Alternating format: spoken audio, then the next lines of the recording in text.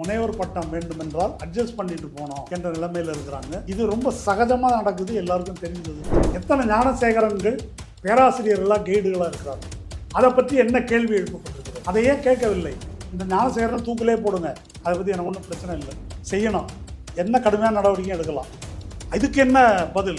ஒரு குற்றத்தை பற்றி பேசும்போது சிஸ்டமிக் வயலன்ஸ், அதிகாரத்தை பயன்படுத்தி இழைக்கப்படும் குற்றம், அதை பற்றி பேசாம ரோட்ல போற ஒரு கிரிமினல் இழைத்த குற்றம் இருக்கு இல்லையா, அதை வந்து சட்டம் ஒழுங்கு பிரச்சனை. இப்ப இதெல்லாம் ஒழுங்கா இருக்குது, இங்க எல்லாம் சட்டப்படி நடக்குது. இது ஞானசேகரனுக்கு டிஃபென்ஸ் அல்ல. எது மிகப்பெரிய குற்றமோ அதிகாரத்தில் அமர்ந்து கொண்டு நூற்றுக்கணக்கான ஆயிரக்கணக்கான மாணவர்கள் மாணவிகளை இந்த மாதிரி வந்து பண்றாங்க இல்லையா, இதை பத்தி கேள்வி எழுப்பு. அதை திமுக செய்யலன்னா கேள்வி நான் கேட்கிறேன். 26ஆம் தேதி நியூஸ் மினிட் கட்டுறது, அதாவது கையில வச்சுக்கிட்டு எஃப்ஐஆருக்கு படி அப்படின்னு எழுதுறாங்க. அப்படின்னா இதுக்கு என்ன பொருள்? இந்த வெளியிட்டவங்க மேல கிரிமினல் ப்ராசிக்யூஷன் பண்ணணும், இந்த 25 லட்சம் ரூபாயை இவங்கள்ட்ட இருந்து வசூல் பண்ணணும்னு அந்த பெண்ணினுடைய கண்ணியத்தை கெடுத்ததற்கு இவர்கள் தான். நீதிபதி என்ன எழுதுறாருன்னா, அந்த போன் நம்பருக்கு போன் பண்ணி பல பேர் பேசியிருக்காங்க, அதை பூரா ட்ராக் பண்ணணும். அவர்கள் யார் என்பது அவர்கள் எல்லாம் வெளியே அம்பலப்படுத்தப்பட்டு தண்டிக்கப்படணும். முன்னாடியெல்லாம் கம்யூனிஸ்டுகள் எல்லாரும் வீதியில் இறங்கி ஒரு பிரச்சனை போராடுவாங்க 5-10 வருஷத்துக்கு முன்னாடி. இப்பெல்லாம் பாருங்க அமைதியா இருக்கிறாங்க. இதுவே அதிமுக ஆட்சியா இருந்தா எப்படி குதிச்சிருப்பாங்க. இப்ப நவத்வாரங்களையும்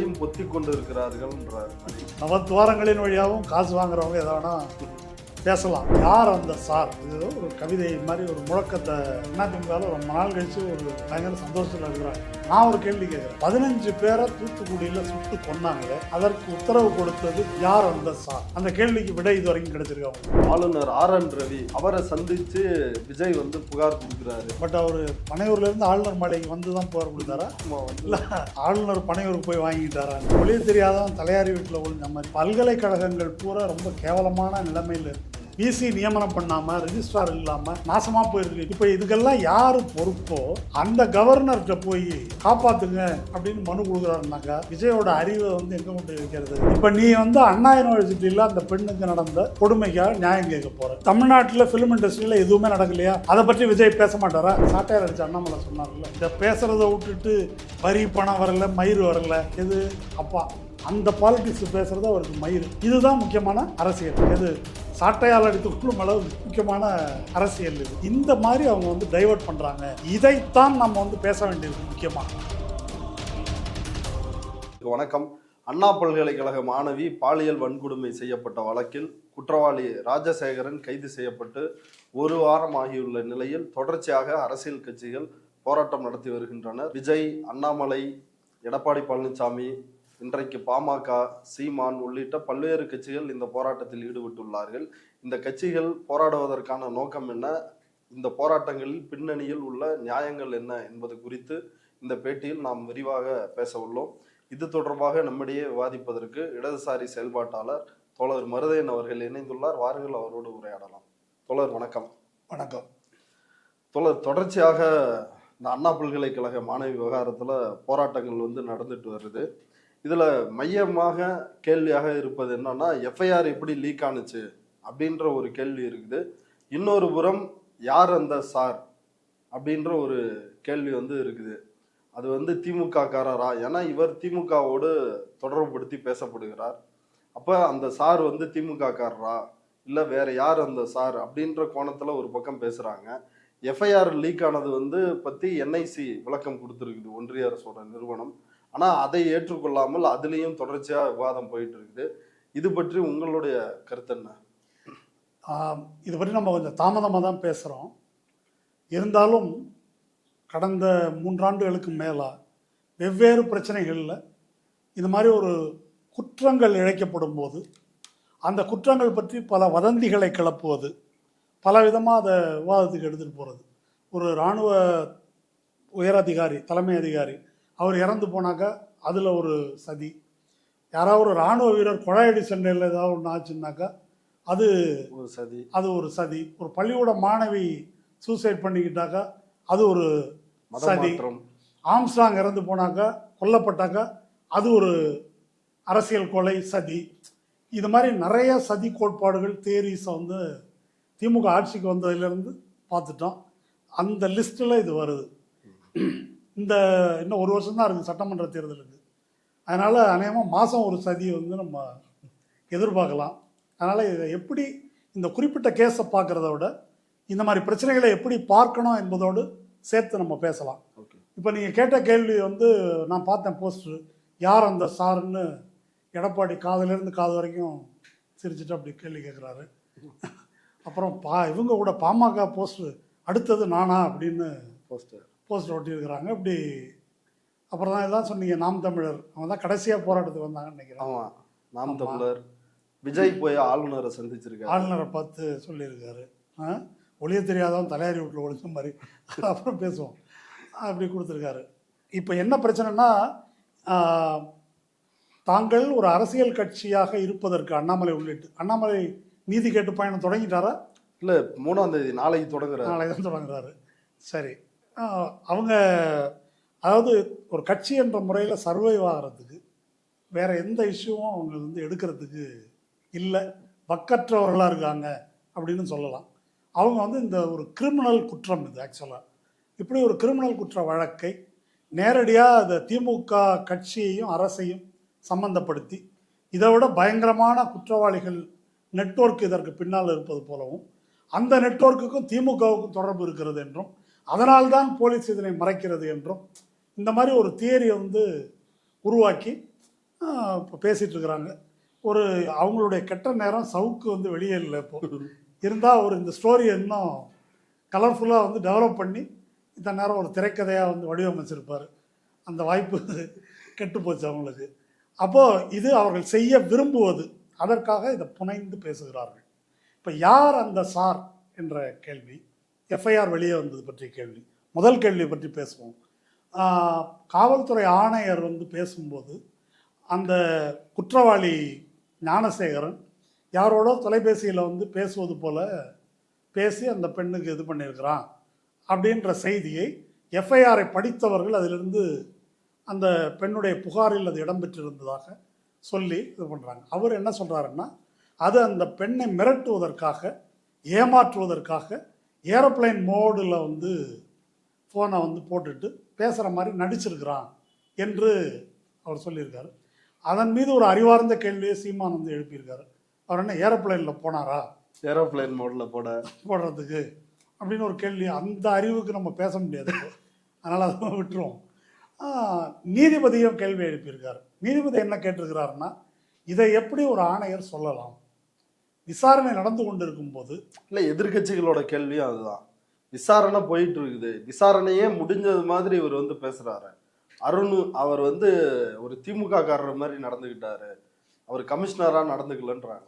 போலீஸ் மட்டும் இந்த வழக்கை விசாரிக்கவில்லை, எதிர்கட்சிகள் விசாரிக்கிறார்கள், ஊடகங்கள் விசாரிக்கின்றன.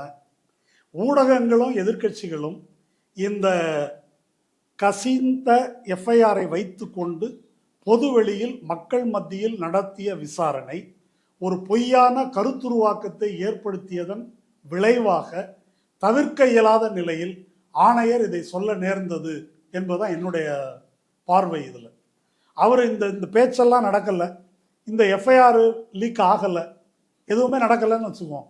அப்போ ஆணையர் இதை பேசுவதற்கான வாய்ப்பு இருக்குதா? இந்த கேள்வி எழுப்புனதுனால தான் அந்த கேள்விக்கு வந்து அவர் பதில் சொல்கிறார்.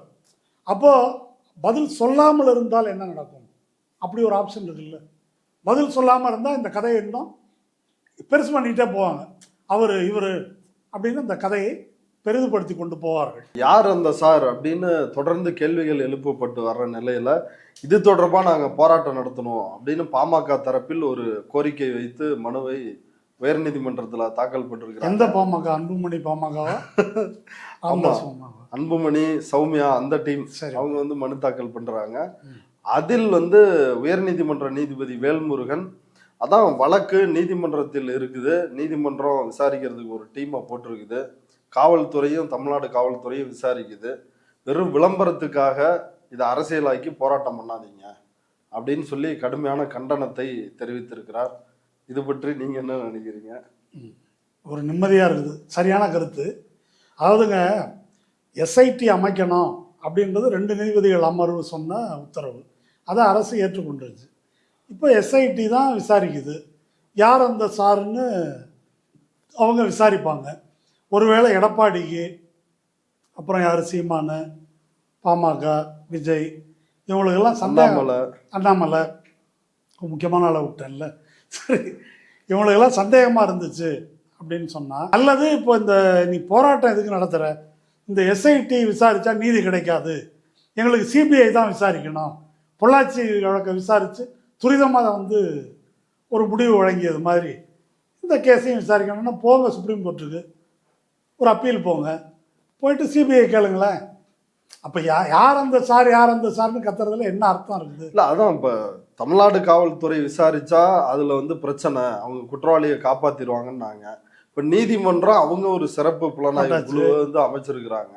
அமைத்த பிறகும் வந்து தொடர்ந்து யார் அந்த இப்போ அவங்களுக்கு ஒரே ஆப்ஷன் வந்து சிபிஐ வேணும்னு கேளு. சிபிஐ வேணும்னு கேட்டாக்க நீதி கிடைப்பது நிம்மதியாக புதைக்கப்படும் தீர்மானமா, அவ்வளோதான். பொள்ளாச்சி கிடைச்ச மாதிரி தான் இது முடிஞ்சிடும். இப்போ வரைக்கும் பொள்ளாச்சி கேஸில் எந்த ரிசல்ட்டும். அதனால் இப்போ இந்த நீதிபதி வந்து கரெக்டாக சொல்லியிருக்காருங்க. அது எனக்கு இந்த நீதிமன்றத்தை பற்றி எனக்கு கொஞ்சம் குழப்பமாக இருக்குது. ஏற்கனவே நம்ம மைக்கேல் பட்டி லாவண்யா வழக்கு பேசணும் இல்லையா, அந்த வழக்கில் அந்த வார்டன் அந்த அம்மா கன்னியாஸ்திரி வயசானவங்க, அவங்கள பிடிச்சி கொண்டு ரிமாண்ட் பண்ணி உள்ளே வச்சாங்க. இப்போ சிபிஐ வந்து இது பண்ணிடுச்சு. இப்போ அந்த வழக்கு இருக்கு இல்லையா, அதில் அவங்க ஏதோ டிஸ்சார்ஜ் பெட்டிஷன் போட்டிருக்காங்க போட்ட கேஸில். அது ஒரு ஜட்ஜுக்கிட்ட வந்திருக்கு, இளங்கோவன் நினைக்கிறேன் அவர் பேர்.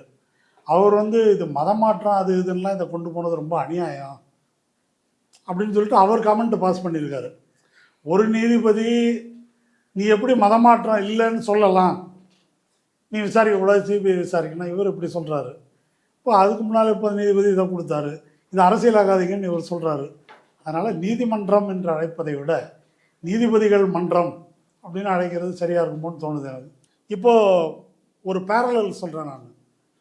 மைக்கேல் பட்டியில் லாவண்யா என்ற ஒரு மாணவி அந்த மாணவி தற்கொலை செய்து கொண்ட அந்த வழக்கில் இவங்க போய் போலீஸ் வாக்குமூலம் எடுத்த பிறகு இவங்க போய் இந்த யார் சங்கிகள் விஹெச்பி போயிட்டு நாங்கள் வாக்குமூலம் எடுக்கிறோன்னு சொல்லிட்டு மதமாற்றம் செஞ்சாங்களான்னு சொல்லி கேட்டு அந்த வீடியோவை எடுத்து மதமாற்றம் தான் வந்து தற்கொலைக்கு காரணம் என்ற ஒரு வதந்தியை வந்து பரப்ப தொடங்குறாங்க.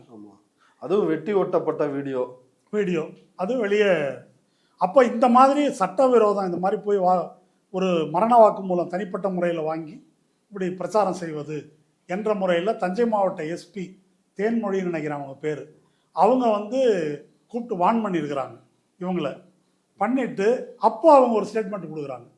மரண வாக்குமூலம் அந்த பெண் கொடுத்துருக்குது, அந்த வார்டனோட பிரச்சனைகள் இருக்கலாம், மற்றபடி வந்து இந்த மதமாற்றம் என்பதெல்லாம் இல்லை அப்படின்னா.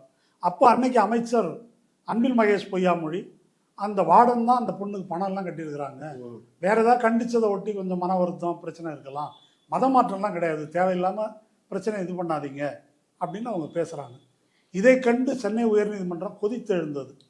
நீதிபதி ஜிஆர் சாமிநாதன் அவருடைய அந்த தீர்ப்பை வந்து ஒரு பெரிய இலக்கியம், அது நிறைய இலக்கியத்தை கோட் பண்ணியிருக்காரு, அதுக்குள்ளே நான் போகலை. அந்த ஊர் பேரை பார்த்தீங்களா, மைக்கேல் பட்டி. ஒரு இந்தியாவில் மைக்கேல் பட்டின்னு ஒரிஜினலாக பேர் இருந்திருக்க வாய்ப்பு இல்லை, அது நான் சொல்லி உங்களுக்கு புரியணுன்றது இல்லை அப்படின்னு ஒரு பிட்டு ஒன்று முதல்ல போடுறாரு. போட்டு அதுக்கப்புறமா வந்து இந்த மதமாற்றம் அப்படின்ன உடனே எஸ்பிக்கு ஏன் அப்படி தீய மிதித்த மாதிரி துள்ளுறாங்க, வீடியோ எடுத்தவங்களை எதுக்கு இவங்க மிரட்டுறாங்க, மதமாற்றன்ற கோணத்திலையும் இவங்க விசாரிக்க வேண்டியது தானே என்று சொல்லி அவங்களுக்கு ஒரு கண்டனம் தெரிவித்து, இது மாதிரி இருக்கிறதுனால ஒரு அமைச்சரே பேசியிருக்கிறார், எஸ்பி வந்து விசாரணை நடந்து கொண்டிருக்கும் போதே இது மதமாற்றம் இல்லை என்று சொல்லிவிட்டார், அப்படி ஒன்றும் கிடையாதுன்னு சொல்லிட்டார். அதனால் இவங்க விசாரித்தா நீதி கிடைக்காது, சிபிஐ விசாரித்தா தான் நீதி கிடைக்கும் அப்படின்னு சொன்னார். தமிழ்நாடு அரசு வந்து இதை எதிர்த்து சுப்ரீம் கோர்ட்டுக்கு போச்சு. சுப்ரீம் கோர்ட்டும் இல்லை சிபிஐ விசாரணை தான் சொல்லிட்டாங்க. சிபிஐ பலவிதமாக விசாரித்து பார்த்து இந்த கஞ்சா பொட்டலம் வச்சு எடுக்கிற மாதிரி ஏதாவது பண்ண முடியுமா, எல்லாம் முயற்சி பண்ணி ஒன்றும் முடியாமல் இல்லை இது மதமாற்றம் இல்லை அப்படின்னு அறிவிச்சிட்டாங்க. இப்போ சொல்லுங்க, தேசிய குழந்தைகள் நல ஆணையமும் வந்து விசாரிச்சாங்க. ஆமாம், அங்கே அஸ்வினி உபாத்தியாயன்னு ஒருத்தர் இருக்கிறான் சுப்ரீம் கோர்ட்டில், அவன் ஒரு பிஏஎல் போட்டான் அது மாதிரி பிரச்சனை அப்படின்னு சொல்லி. இப்போது இதெல்லாம் அந்த லாவண்யா வழக்கில் நடைபெற்ற விஷயங்கள். அந்த வழக்கில் அந்த மாவட்ட கண்காணிப்பாளர் என்ன காரணத்தினால் அன்றைக்கு அதை சொல்ல வேண்டியிருந்தது, அன்றைக்கு அமைச்சர் என்ன காரணத்தினால் அதை சொல்ல வேண்டியிருந்தது, ஒரு மதமாற்ற கொலை அப்படின்னு சொல்லி அதன் காரணமாக அது தற்கொலை அப்படின்னு சொல்லி ஒரு சமூக பதற்றத்தையும் மத கலவரத்தையும் உருவாக்குவதற்கான ஒரு முயற்சி. அதுக்காக இதை பண்ணாங்க. இங்கே இப்போ என்ன செய்கிறாங்கன்னாக்கா, இது திமுக ஆள், திமுக நெட்வொர்க்கு இந்த மாதிரி மாணவிகளை வந்து வேட்டையாடுது அப்படின்னு ஒரு சித்திரத்தை உருவாக்க யார் முயற்சிக்கிறாங்க? இவங்க எதிர்க்கட்சிகள் எல்லோரும் ஒரு அணியாக சேர்ந்து, ஒரு அணியாக சேரலையேன்னு பல பேருக்கு ரொம்ப மூத்த பத்திரிகையாளர் பலரெல்லாம் வந்து வருத்தப்பட்டு இருந்தாங்க. என்ன இப்போ ஒரு அணியாக சேர்ந்துட்டாங்க எல்லாம், அண்ணாமலை எடப்பாடி அவர் தான் இதை வந்து தொடங்கி வச்சாரு, மற்றவங்க எல்லாம் சேர்ந்துட்டாங்க ஒரு அணியாக சேர்ந்து இப்போ இந்த சதி கோட்பாட்டை வந்து மார்க்கெட் பண்ணுறாங்க. இப்படி சதி கோட்பாட்டை மார்க்கெட் பண்ணும்போது அதை விசாரணை செய்யக்கூடிய ஒரு காவல் ஆணையர் வந்து இப்படி ஒரு பிரச்சாரம் நடக்கும்போது எப்படி பேசாமல் இருக்க முடியும்? நான் இன்னொரு உதாரணமும் கேட்குறேன். சமீபத்தில் நடைபெற்ற ஆம்ஸ்ட்ராங் கொலையில் அவங்க வந்து குற்றவாளிகள் வந்து சரணடைஞ்சாங்க. அதுக்கப்புறம் மற்றவர்களை தேட ஆரம்பித்தாங்க இவங்க. அது எப்படி கொலைகாரர்கள் வந்து சரணடைவாங்க? இது கொலைகாரர்கள் இவங்க கிடையாது, உண்மை குற்றவாளிகளை கண்டுபிடிக்கணும்னு ஒரு பேரணியை வந்து நடத்தினார். யார்? இயக்குனர் ரஞ்சித். மாயாவதி எங்கேருந்து வந்தாங்க, இதெல்லாம் உண்மை குற்றவாளி கிடையாது, சிபிஐ விசாரிக்கணும் அப்படின்னு சொல்லிட்டு அவங்க போனாங்க. உண்மை குற்றவாளியை கண்டுபிடி, இது அரசியல் கொலை அப்படின்னாங்க. அரசியல் கொலைன்னா யார் கொண்டாங்க? என்ன அரசியல் கொலை? இது இவங்க எல்லாரும் பேசினாங்க. இப்போ விசாரணை என்ன பேக்ரவுண்டு, என்ன விதமான ரியல் எஸ்டேட் பிரச்சனைகள், இதில் மோதல்கள் எப்படி வந்தது, யார் என்னன்றதெல்லாம் சார்ஜ் ஷீட்டே போட்டாச்சுமா. இப்போ அந்த உண்மை குற்றவாளியை தெரிந்தவர்கள், இவ்வளோ நாள் பேசின அந்த யோக்கியர்கள் இப்போ ஏன் பேசாமல் இருக்கிறாங்க? எனக்கு அது புரியல. இப்போ பேசணும்ல, இதெல்லாம் உண்மை குற்றவாளி இல்லைன்னு. கண்டுபிடிக்க வேண்டிய இடத்துல போலீஸ் தானே இருக்குது. போலீஸ் தான் இருக்குது, இவங்களுக்கு தான் தெரியுமே உண்மை குற்றவாளியை. சார்ஜ் ஷீட்டில் அவங்க சொல்லியிருக்கக்கூடிய குற்றவாளிகளில் உண்மை குற்றவாளியே இல்லை, இது அரசியல் கொலை, அதுக்கான இது ஒன்றுமே இதில் இல்லை. அதை பேசணும் முறை இப்போ பேசணும். அப்போ இது என்ன, இதுக்கு பொருள் என்ன? இப்போ இவங்க இது மாதிரிலாம் பேசுவாங்க, இதை கேட்டுக்கிட்டு கம்முன்னு இருக்கணும். இப்போ நாடு முழுதும் பிஜேபி மத கலவரத்தை தூண்டுவதற்கு, தான் செல்வாக்கு பெறுவதற்கு ஒவ்வொரு இடத்துலையும், இப்போ கர்நாடகா இருக்கட்டும், ஒவ்வொரு ஸ்டேட்லேயும் என்ன உத்தியை கையாளுகிறதோ அந்த உத்தியை தான் இங்கே கையாளுறாங்க. அதுதான் லாவண்யாவில், அதுதான் அந்த ஆர்மி ஜெனரல் இருந்தார்ல, அப்போ கூட இதே நீதிபதி எழுதினார். மாரிதாஸ் இப்படி போட்டிருக்காருன்னு கேஸை போட்டாங்க அவர் மேலே. இல்லை அவர் ஒரு பொது சமூக நோக்கத்தோடு இது மாதிரி, சமூக நோக்கத்தோடு அந்நிய சதி நடக்குது இங்கே அப்படின்னு அவர் எழுதினார் அப்படின்னு நீதிபதி சொன்னார். அதனால் இதை இவங்க பிரச்சாரம் பண்ணுவாங்க, அதை பார்த்து கொண்டு பேசாமல் இருக்க வேண்டும் அப்படின்னு அவங்க எதிர்பார்க்குறாங்க. அப்படி அல்ல, இந்த கட்சிகள் சொல்வது உள்நோக்கம் உடையது, நீதிமன்றம் இவ்வாறு கூறியிருப்பது தவறு அப்படின்றது என்னுடைய கருத்து. ஆணையர் பேசுனது சரி. நீதிமன்றம் சில கேள்வியெல்லாம் எஃப்ஐஆர் வந்து அதில் எப்படி வந்து பெண்ணோட ஐடென்டிட்டி, அப்புறம் அதில் அந்த எஃப்ஐஆரே ஏற்றுக்க முடியாதுன்றாங்க. ஏன்னா எஃப்ஐஆருக்குள்ளே இருக்கிறத நம்மளும் பேச வேணாம்னு நினைக்கிறேன். அந்த எஃப்ஐஆர் எழுதுகிற முறையே தப்புன்றாங்க நீதிபதி கிருஷ்ணா. இல்லை அந்த தீர்ப்பை நான் வந்து படித்தேங்க. அந்த அதாவது கமிஷனர் என்ன சொல்கிறாரு ப்ரெஸ் மீட்டில், எஃப்ஐஆரை வந்து கம்ப்ளைனண்ட் புகார்தாரர் என்ன கொடுத்துருக்குறாங்களோ அதை பதிவு பண்ணணும், அதை அப்படியே பதிவு பண்ணுறது தான் எங்கள் வேலை அப்படின்னு சொல்லியிருக்காரு. அப்படி கிடையாது, அந்த எஃப்ஐஆரில் உள்ள மொழி வந்து அதிர்ச்சி அளிக்கிறது. அந்த மொழி சம்பந்தப்பட்ட பாதிக்கப்பட்ட பெண் இருக்கிறாங்க இல்லையா, அவங்களையே கேவலப்படுத்துகிற மாதிரி இருக்குது. அதனால் என்ன செய்யணும்னு நீதிபதி சொல்கிறாரு அப்படின்னு சொன்னாக்கா, it is the duty of the police official receiving the complaint to assist the victim. நான் ஜட்ஜ்மெண்ட் பேரா 21 படிக்கிறேன். To assist the victim by employing a language which does not infringe her right to dignity. அதாவது சம்பந்தப்பட்ட பெண்ணுடைய கண்ணியத்துக்கு குந்தகம் ஏற்படாத மொழியில் அதை எழுதுவதற்கு ஸ்டேஷனில் இருக்கிற போலீஸ்காரர்கள் உதவ வேண்டும் அப்படின்னு சொல்றாரு. இது ரொம்ப ஆபத்தான ஸ்டேட்மெண்ட்னு என்னுடைய கருத்து. இது ஒரு ஃபர்ஸ்ட் இன்ஃபர்மேஷன் ரிப்போர்ட். இதை பற்றி பிஎன்எஸ்எஸ் வந்தபோது பேசியிருக்கிறோம்.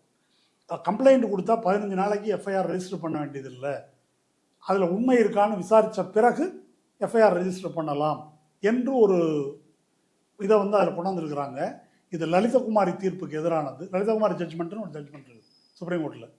எஃப்ஐஆர் அதில் ஃபர்ஸ்ட் என்ற வார்த்தை ரொம்ப முக்கியத்துவம் வாய்ந்தது. ஏன் முக்கியத்துவம் வாய்ந்ததுன்னாக்கா, ஒரு புகார் கொடுப்பவர் முதல்ல சொல்கிற தகவல் அநேகமாக கிட்டத்தட்ட உண்மையாக இருக்கும் அல்லது உண்மைக்கு நெருக்கமாக இருக்கும் என்பதனால எப்படி சொல்கிறார்களோ அது அப்படியே எழுதணும். அதுதான் அந்த கிரைமை இன்வெஸ்டிகேட் பண்ணுறதுக்கு. ஒருவேளை நிரபராதினாக்க அந்த நிரபராதி தண்டிக்கப்படாமல் தடுப்பதற்கு உதவியாக இருக்கும் அப்படின்றதுனால தான் அதுக்கு முக்கியத்துவம். இப்போ எஃப்ஐஆரை வந்து போலீஸ் மேனிப்புலேட் பண்ணலாம் அப்படின்றதுக்கு ஒரு லைசன்ஸ் கொடுக்குற மாதிரி இருக்குது. இன்றைக்கி இந்த பெண் பாதிக்கப்பட்டதுனால எஃப்ஐஆர் லீக் ஆகி அதில் உள்ள வரிகள் சிலது இப்படி இருக்குன்றதுனால இப்படி ஒரு நியாயம் பேசுகிறதுக்கு வந்து தோதா இருக்குது. ஆனால் கொடுக்குற கம்ப்ளைண்ட் எல்லாம் போலீஸ் வந்து கை வைக்கலாம் அப்படின்னு வந்துருச்சுன்னு வச்சுக்கோங்க. அதனுடைய விளைவு என்ன? குற்றவாளிகிட்ட காசு வாங்கிக்கிட்டு தப்பிக்கிற மாதிரி எப்படி எழுதணுமோ அப்படி எழுதலாம். இப்போ இது வந்து எனக்கு எந்த விதத்திலும் சட்ட ரீதியாக இது ஏற்கத்தக்கது அல்ல. இதை வந்து பல பெண்ணுரிமை இயக்கத்தினர் சொல்லியிருக்கிறதா சில ஊடகங்களில் எழுதியிருக்கிறாங்க. அதெல்லாம் ஒரு கோமாளித்தனமாக எனக்கு தெரியுது. இப்போ பிரச்சனை என்ன அப்படின்னு கேட்டால், இது கண்ணிய குறைவாக இருக்குது, கண்ணியமாக இருக்குது, இதெல்லாம் ஏன் பேசுகிறோன்னா எஃப்ஐஆர் லீக் ஆனதுனால பேசுகிறோம். அதானே? ஆமாம். இது லீக் ஆகலைன்னா பேசிருக்க மாட்டோம். லீக் ஆகலைன்னா பேச போகிறதில்ல. இதில் ஒரு எடுத்துக்காட்டு சொல்கிறேன். நம்ம நாடு வந்து சனாதன தர்மத்தின்படி உருவாகி வளர்ந்து வர நாடு. அது எவ்வளோ கேவலமானதுன்னு நமக்கு தெரியும். முக்கியமாக பெண்களுக்கு எதிரானது, பெண்களை கேவலமாக கருதக்கூடியது, பெண்களை சந்தேகப்படு என்பது தான் நம்முடைய வேத மரபில் வந்த இலக்கியங்கள், தர்ம சாத்திரங்கள் இதெல்லாம் வந்து பொண்டாட்டி சந்தேகப்படுன்னு தான் சொல்லியிருக்குது. அது வேணால் ஒரு தனி சப்ஜெக்ட், அது தனியாக பேசலாம். அப்போது அது வந்து ரத்தத்திலே ஊறி இருக்குது எல்லாருக்கும்.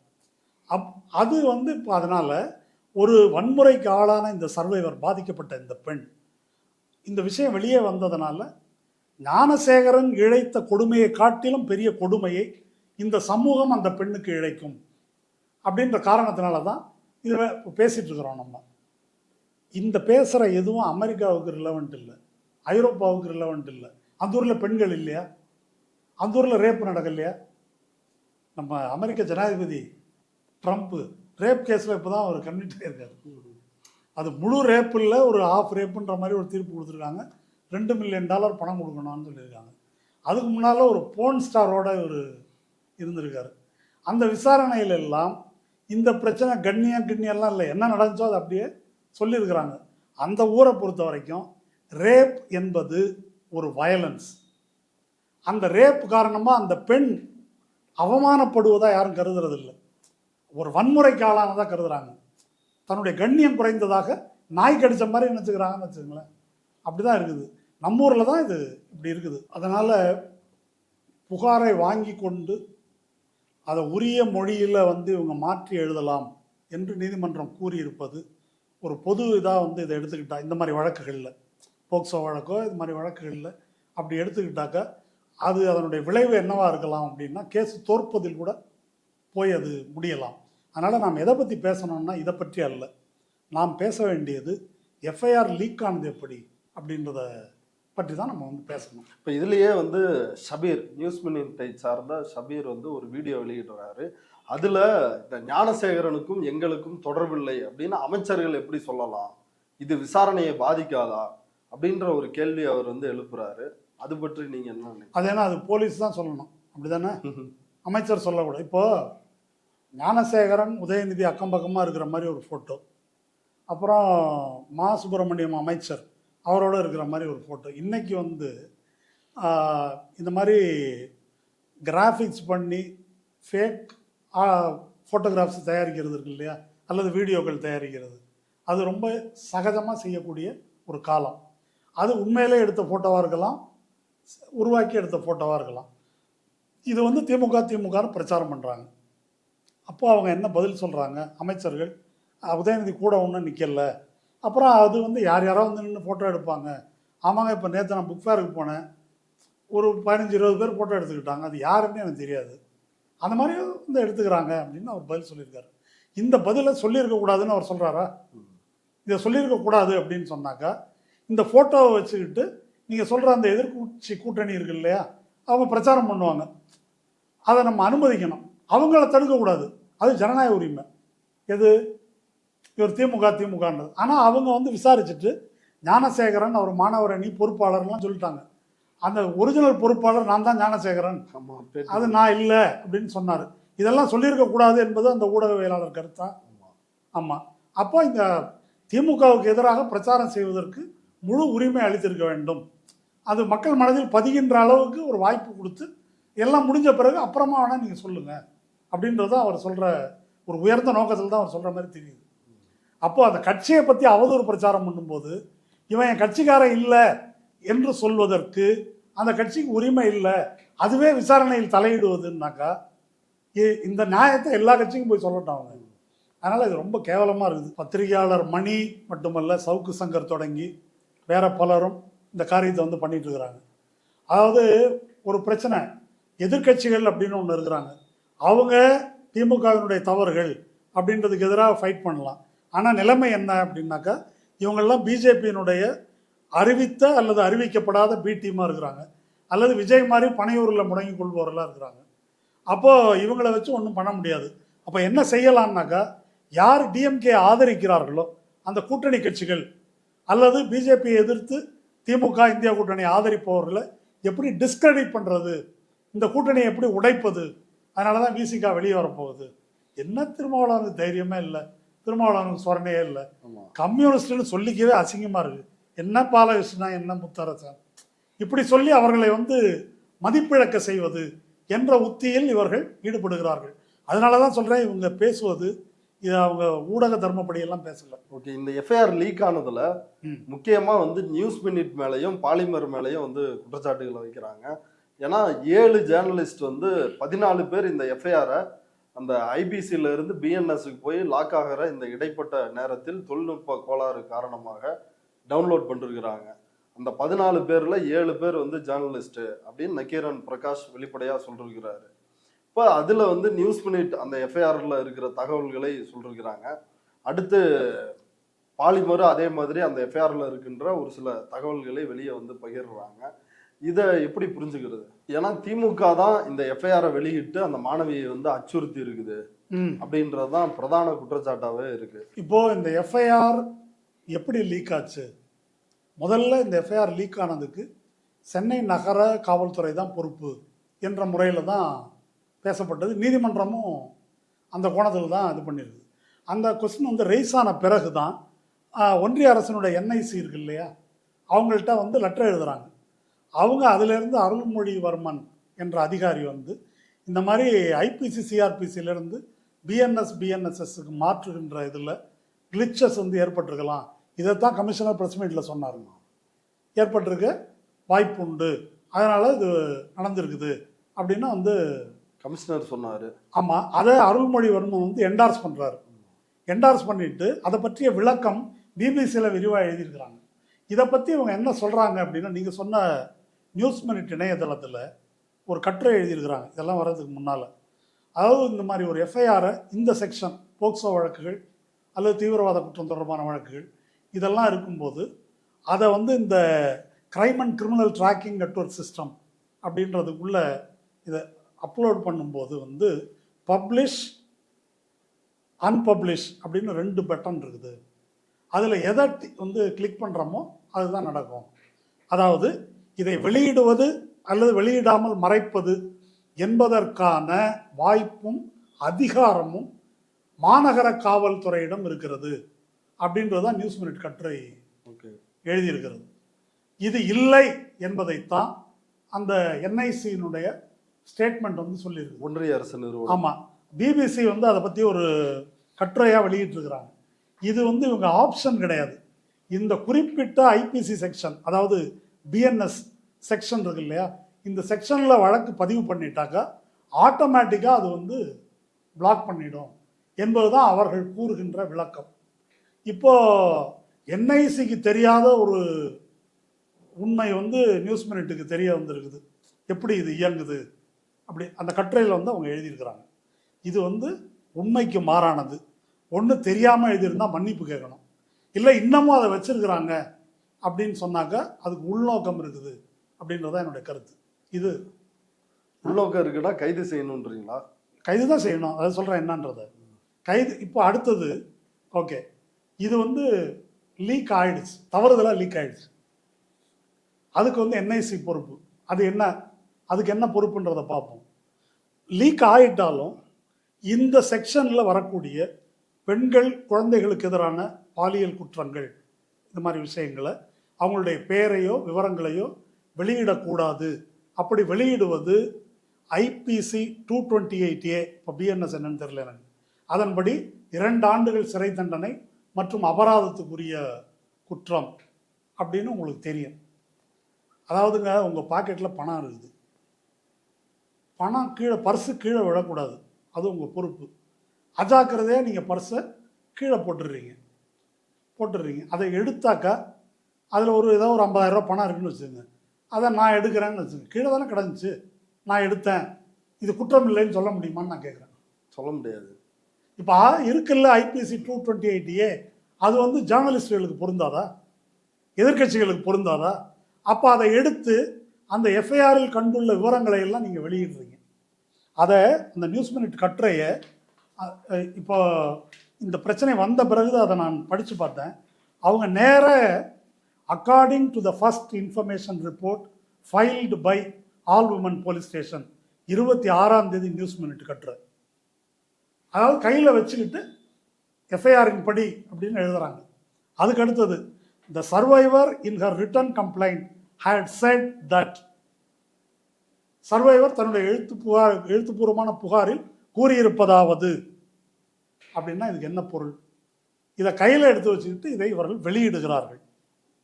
இந்த வெளியிட்டவங்க மேலே கிரிமினல் ப்ராசிக்யூஷன் பண்ணணும் அப்படின்னு இந்த உயர்நீதிமன்ற நீதிபதி தான் சொல்லியிருக்காரு. கிரிமினல் ப்ராசிக்யூஷன் மட்டும் சொல்லலை, 25 லட்சம் ரூபா இருக்கு இல்லையா, அரசாங்கம் கொடுக்கணும், அதை யார்கிட்ட வசூல் பண்ணணும்னு சொல்லியிருக்காரு. டெரிலிக்ஷன் ஆஃப் டியூட்டி, கடமை தவறியது. இப்போ கடமை தவறியது மாநகர காவல் அல்ல என்பது தெளிவாயிடுச்சு. ஒருவேளை மாநகர காவல் தான் கடமை தவறியதுன்னாக்கா ஒன்றிய அரசு சும்மா இருக்குமா?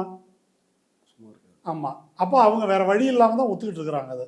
அப்போ என்ஐசி கடமை தவறி இருக்கிறது, அல்லது நடந்திருக்கிற இந்த தற்செயலாக நடந்திருக்கிற இந்த தொழில்நுட்ப கோளாறுக்கு பொறுப்பேற்க வேண்டியது என்ஐசி அப்படின்னு வருது. அடுத்தது, இப்படி ஒரு தப்பு நடந்திருக்குது அப்படின்னா பத்திரிகையாளர்கள், பொறுப்பு வாய்ந்த பத்திரிகையாளர்கள் என்ன செய்யணும்னா, இது என்னங்க டவுன்லோட் பண்ணுற மாதிரி இருக்குது, இதை பிளாக் பண்ணுங்கன்னு கமிஷனர் கூப்பிட்டு சொல்லிடணும். உண்டா இல்லையா? இதானே செய்யணும். ஒரு தவறு நடந்திருக்குது அப்படின்னா போலீஸோட கவனத்துக்கு தானே கொண்டு வரணும். நீங்கள் என்ன செய்கிறீங்க? அதை அந்த குழந்தையின் பெயரை, பெண்ணின் பெயரை, அந்த விவரங்களை எல்லாம் வெளியிடுறீங்க. அதை நேரடியாகவோ மறைமுகமாகவோ வெளியிடுவது இந்த 228A படி கிரிமினல் குற்றம் என்பதுதான் ஜஸ்டிஸ் மதன் லோக்கூர் கொடுத்துருக்கிற தீர்ப்பு. அதை இதில் மேற்கோள் காட்டுறாரு இந்த நீதிபதி. அதனால் இவங்க இந்த குற்றங்களின் கீழ் கிரிமினல் நடவடிக்கைக்கு உட்பட்டவர்கள். அந்த நடவடிக்கையை இவங்க மேலே எடுக்கணும். எடுக்கிறது மட்டும் இல்லை, இந்த 25 லட்சம் ரூபாயை இவங்கள்ட்ட இருந்து வசூல் பண்ணணும்னு தீர்ப்பில் தெளிவாக சொல்லியிருக்காரு. அதனால் நான் படித்து காமிக்கிறேன். The compensation to be paid by the state government can be recovered from all officials, officialsனா என்ஐசி, பர்சன்ஸ் கட்சிகள், பர்சன்னா எடப்பாடி உள்பட வச்சுங்க, சீமானுமான், யாரெல்லாம், அண்ணாமலை, விஜய் உண்டா, அவர் தான் பேசவே மாட்டார் தெரியல, persons who are all responsible and accountable for leaking of FIR and for commission of lapses, dereliction of duty or negligence etc. இதில் நீங்கள் சொல்கிற பத்திரிகைகள், பாலிமர், நியூஸ் மினிட்டு, இவங்க எல்லாரும் வர்றாங்க. அரசாங்கம் இதில் என்ன செய்ய போகுது அப்படின்றது எனக்கு தெரியாது. ஆனால் இந்த தீர்ப்பின்படி இவங்களை கிரிமினல் குற்ற நடவடிக்கை இவங்க மேலே எடுக்கணும் என்பது மட்டுமல்ல, அந்த பெண்ணினுடைய கண்ணியத்தை கெடுத்ததற்கு இவர்கள் தான் பொறுப்பு. இவங்க தான் பொறுப்பு. இப்போ சொன்னீங்களே 8 பத்திரிகைகளா 11 பேர், அவங்க தான் அந்த பெண்ணை ஞானசேகரனை காட்டிலும் அந்த பெண்ணை இந்த அளவுக்கு கேவலப்படுத்தியதில் அவங்க தான் பொறுப்பு. நீதிபதி என்ன எழுதுறாருன்னா, அந்த ஃபோன் நம்பருக்கு ஃபோன் பண்ணி பல பேர் பேசியிருக்காங்கன்னு சொல்கிறார். அந்த அதிலிருந்து அதை பூரா ட்ராக் பண்ணணும். அவர்கள் யார் என்பது அவர்கள் எல்லாம் வெளியே அம்பலப்படுத்தப்பட்டு தண்டிக்கப்படணும். அதான் என்னுடைய கருத்து. அதனால் இந்த குற்றச்செயலில் திரும்ப திரும்ப இவங்க என்ன சொல்லி தப்பிக்க பார்க்கிறார்கள் அப்படின்னு சொன்னாக்கா, இந்த மாநகர போலீஸ் மேலே பழி போட்டு தப்பிக்கலாம் அப்படின்னு பார்க்குறாங்க. அது அல்ல, இவங்களுக்கு ஒரு பொலிட்டிக்கல் அஜெண்டா இருக்குது. அந்த பொலிட்டிக்கல் அஜெண்டாவுக்கு தான் வந்து ப்ளே பண்ணுறாங்க. அரசியல்வாதிகளுக்கு அப்படி இருக்கலாம், பத்திரிகையாளர்களுக்கு அப்படி இருக்கா என்ன? இருக்குல்ல, இதில் அரசியல்வாதி பத்திரிகையாளர்னு பிரித்து பார்க்க முடியாதுன்னு நான் நினைக்கிறேன். அதாவது யார் அந்த சார், அது ஒரு கவிதை மாதிரி ஒரு முழக்கத்தை அதிமுகவில் ரொம்ப நாள் கழித்து ஒரு பயங்கர சந்தோஷத்தில் இருக்கிறாங்க. நான் ஒரு கேள்வி கேட்குறேன். 15 பேரை தூத்துக்குடியில் சுட்டு கொன்னாங்களே, அதற்கு உத்தரவு கொடுத்தது யார் அந்த சார்? அந்த கேள்விக்கு விடை இது வரைக்கும் கிடைச்சிருக்கா உங்களுக்கு? ஆணையம் சொல்றீங்கல்ல. எடப்பாடி என்ன சொன்னார்? நான் டிவியை பார்த்து தெரிஞ்சுக்கிட்டேன், உங்களை மாதிரி தாங்க நானும் டிவியை பார்த்து தெரிஞ்சுக்கிட்டேன் அப்படின்னு சொன்னார். ஓகே, அதுக்கு பிறகு அருணா ஜெகதீசன் ஆணையத்தில் தலைமை செயலாளர் Girija Vaidyanathan minute by minute நாங்கள் சிஎம்முக்கு அப்டேட் பண்ணோம், IG intelligence minute by minute நாங்கள் அப்டேட் பண்ணோம், இதை வந்து அஃபிடவிட் ஃபைல் பண்ணியிருக்காங்க. சும்மா பத்திரிகைக்கு கொடுத்த பேட்டி கிடையாது, இது ஒரு நீதிபதிக்கு முன்னால் அஃபிடவிட் சொல்லியிருக்கிறாங்க. இது அப்போது எடப்பாடி பழனிசாமி என்ற மனிதர், அவர் எடப்பாடி பழனிசாமி ஆகிய நான் அப்படின்னு சத்தியப்பிரமாணம் எடுத்திருக்காருல்ல, எடுத்துட்டு பச்சை பொய் பேசியிருக்கிறார். அப்போ எடப்பாடி பழனிசாமி உத்தரவிட்டு தான் இந்த 15 பேர் துள்ள துடிக்க கொலை செய்யப்பட்டிருக்கிறார்கள். இதை இப்போ நீங்கள் சொன்ன ஊடகவியலாளர்கள் யாராவது இன்னைக்கு தேதி வரைக்கும், அருணா ஜெகதீசன் ஆணையம் வந்து ரிப்போர்ட் வந்து எத்தனை நாள் ஆச்சு? ஆண்டுகள் ஆயிடுச்சு. ஆமாம், யாராவது இது மாதிரி கேவலமாக இருக்கு, இருந்தால் பச்சை பொய் சொல்லியிருக்கிறான், இவ்வளோ பேரை படுகொலை செஞ்சுட்டு எடப்பாடி மேலே கேஸ் போடுங்க, ஏன் எடப்பாடி மீது வழக்கு போடவில்லை, ஏன் எடப்பாடி கைது செய்யவில்லை, எடப்பாடி இவ்வளோ ப்ரெஸ் மீட் கொடுக்குறாரு, யோ அப்படி சொன்ன இல்லை நீ, அங்கே அருணாச்சல ஆணையத்தில் இவங்க 2 பேரும் சொல்லியிருக்காங்க, நீ சொல்கிறது உண்மையா அவங்க சொன்னது உண்மையா, இதை விசாரிக்கணும் என்று யாராவது கேட்டார்களா? இவங்களுக்கெல்லாம் நேர்மை நாணயம் ஏதாவது இருக்கா? இவங்களுக்கு பேச உரிமை இருக்கா? முதல்ல அயோக்கியத்தனம் இல்லையா? அது வெக்கமா இல்லை இவங்களுக்கெல்லாம்? 15 பேரை கொலை பண்ணியிருக்கிறாங்க, அதில் வந்து பொய் சொல்லியிருக்காரு, அது யார் இந்த துப்பாக்கி சூடுக்கு காரணம் அப்படின்னு தெரியல. சிபிஐக்கு கொடு, சிபிஐக்கு தான் கொடுத்தாங்க, சிபிஐக்கு தானே கொடுத்தாங்க ஸ்டெர்லைட் கேஸை. சிபிஐ விசாரித்து ஒரு சார்ஜ் ஷீட் போட்டது. அந்த சார்ஜ் ஷீட்டில் என்ன இருக்குது? ஒரு 15 பேரை அன்னைக்கு மறுநாள்லாம் சுட்டதுக்கு ஒரே ஒரு கீழ்நிலை போலீஸ் அதிகாரி, அந்த ஆள் பேர் மட்டும்தான் இருக்குது. இந்த சார்ஜ் ஷீட்டை போட்டு சீஃப் ஜுடிஷியல் மேஜிஸ்ட்ரேட் மதுரை அங்கே கொண்டு வந்து சார்ஜ் ஷீட்டை ஃபைல் பண்ணுறாங்க. அதை தூக்கி சிபிஐ மூஞ்சில் அடிக்கிறார் அந்த ஜட்ஜு.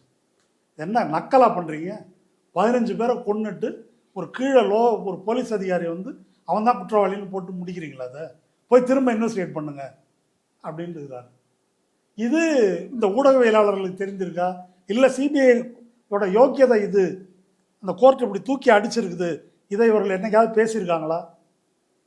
எதை பேசியிருக்காங்க தெரியுமா? துப்பாக்கி சூட்டின் போது பதவியில் இருந்த சைலேந்திர யாதவ் என்ற போலீஸ் அதிகாரி, அவருக்கு எப்படி பதவி உயர்வு கொடுக்கப்பட்டது? அதுக்கு திமுக அரசு என்ன சொல்லுகிறது? எப்படி இருக்கு கேள்வி? வெறும் ஆன்டி டிஎம்கே மட்டும்தான் அவங்களோட. அந்த கேள்வியை நான் கேட்கலாம், நீ எவனும் கேட்கக்கூடாது. நான் எவனுன்ற வார்த்தையை அழுத்தி சொல்கிறேன். இவங்கெல்லாம் வந்து நத்தி பிழைப்பவர்கள். 15 பேர் கொலைக்கு போராட்டத்தில் ஈடுபட்டது நாங்கள், எங்களுக்கு கேட்க உரிமை இருக்குது. அது ஒன்றிய அரசு கொடுத்ததா மாநில அரசு கொடுத்ததா, அதுக்கு பதில் சொல்லுன்னு நாங்கள் கேட்குறோம். நீ யார் கேட்குறதுக்கு? அதை நீங்கள் எடப்பாடிகிட்ட வாங்கி தின்றவங்களாம் இதை கேட்கலாமா? இந்த கேள்வியை கேட்காதவர்கள் யார் அந்த சாரு? இப்போ நான் கேட்டது வந்து ஊடகத்துக்கு தனி அரசியல்வாதிக்கு தனி அப்படியெல்லாம் பதில் சொல்ல தேவையில்லை. இதில் நான் 2 ஒன்று தானே, தனியாக இருக்குதா? அது இவர்கள் ஒரே அஜெண்டாவோட வேலை செய்கிறாங்க, ஒற்றுமையாக வேலை சீமான் அந்த 15 பேர் யார் வடுக வந்தேரிகளா இல்லை திருட்டு திராவிடர்களா? யார் அவங்கன்ற? 15 பேர் தமிழர்கள் தானே. சித்தப்பா தானே சுட்டார், சித்தப்பாவை கேட்டிருக்காரு அவர், ஏன் கேட்கல? அங்கே கேட்டாக்கா அருணா ஜெகதீசன் ஆணையத்தில் எனக்கு தெரியவே தெரியாது, நான்லாம் அறைகூவெல்லாம் விடுக்கல, உள்ளூர்காரங்கன்ற முறையில் எங்கள் கட்சிக்காரங்க கலந்துட்டு இருப்பாங்க. இதான் அந்த வீரர் சொன்ன பதில். பொள்ளாச்சி பாலியல் வன்கொடுமை வழக்கில் நான் உடனடியாக சிபிஐ கொடுத்தேன், நாங்கள் வந்து அதை சரியாக கையாண்டோம். எப்படி கொடுத்தாரு சிபிஐக்கு? சிபிஐக்கு இன்னார் கம்ப்ளைண்ட் கொடுத்தாங்க, அவங்க வீட்டு அட்ரஸ் ஃபோன் நம்பர் இது, அப்புறம் அவங்க சகோதரர்கள் குடும்ப விவரம், இன்னும் பரம்பரையை தான் எழுதலை அதில், இது எல்லாத்தையும் எழுதி ஒரு ஜிஓ போட்டு கொடுத்துட்றாங்க. இது எவனாவது வந்து கொடுப்பானா? இது மாதிரி சிபிஐக்கு ஹேண்ட் ஓவர் பண்ணுறதுக்கு இத்தனை விவரங்களையும் கொடுக்க வேண்டிய தேவை என்ன? எதுக்காக கொடுத்த அப்படின்னா, யாரும் புகார் கொடுக்கக்கூடாது. ஏனென்றால் நேரடியாக அதிமுக அமைச்சருக்கு நெருக்கமானவர்கள், அதிமுகனுடைய பதவி பொறுப்புகளில் இருக்கக்கூடியவர்கள், அதில் நேராக அக்யூஸ்டு. மற்றவர்களெல்லாம் புகார் கொடுக்கக்கூடாது. அதை தடுப்பதற்காகத்தான் திட்டமிட்டே அதை வெளியே விட்டீங்க. அதுக்கு 228A உள்ளே இருக்கணும் எடப்பாடி. அதுக்கும் உள்ளே இல்லை. ஆனால் எடப்பாடி மாதிரி அதிர்ஷ்டசாலி யாரும் கிடையாதுன்னு வச்சுங்க. இதை கேட்கறதுக்கே ஆள் இல்லையே, கேட்கவே ஆள் இல்லையே. யாரும் கேட்டு கைது பண்ணலன்னா வேற விஷயம், கேட்கவே ஆள் இல்லையே. அதனால் இது எதையும் பேசுவதற்கான அருகதையோ உரிமையோ இந்த கட்சிகளுக்கோ ஊடகவியலாளர்களுக்கோ கிடையாது. அடுத்து இன்னொரு முக்கியமான விஷயம், ஆளுநர் RN ரவி அவரை சந்திச்சு விஜய் வந்து புகார் கொடுக்கிறாரு. தமிழ்நாட்டில் அனைத்து இடங்களிலும் பெண்களுக்கு பாதுகாப்பு இல்லை, அந்த பாதுகாப்பை உறுதி செய்ய வேண்டும், சட்டம் ஒழுங்கு கெட்டு போயிருச்சு, அந்த சட்டம் ஒழுங்கை பாதுகாக்க வேண்டும் அப்படின்னு ஆளுநரை சந்தித்து புகார் கொடுக்கிறாரு. அந்த புகார் குறித்து நீங்க என்ன நினைக்கிறீங்க? பட் அவர் பனையூர்ல இருந்து ஆளுநர் மாளிகைக்கு வந்து தான் புகார் கொடுத்தாரா? வந்து ஒரு கான்ஸ்டன்டைன் ரவீந்திரன் தானே சொல்லியிருந்தாரு ஆளுநர் பனையூருக்கு போய் வாங்கிட்டாரான்னு. ஆமாம், பரவாயில்ல, அதுக்கு வந்திருக்காரு. ஆனால் முதல்ல சொன்ன மாதிரி ஒளிய தெரியாதவன் தலையாரி வீட்டில் ஒளிஞ்ச மாதிரி. இன்னைக்கு இந்து பேப்பர் எடுத்து பாருங்க. அண்ணா யூனிவர்சிட்டியினுடைய முன்னாள் வைஸ் சான்சலர் பாலகுருசாமி ஒரு அறிக்கை விட்டுருக்காரு. இந்த மாதிரி ஒரு பெண் வந்து பாதிக்கப்பட்டிருக்கிறாங்க, பல்கலைக்கழகங்கள் பூரா ரொம்ப கேவலமான நிலைமையில் இருக்குது, வைஸ் சான்சலர் 5 யூனிவர்சிட்டிக்கு இல்லை, இன்னும் கொஞ்சம் நாளில் தமிழ்நாட்டில் இருக்கிற எந்த பல்கலைக்கழகத்துக்கும் வைஸ் சான்சலர் இல்லாமல் போயிடும் அப்படின்னு சொல்லிட்டு ஒரு வரி சொல்லியிருக்காரு.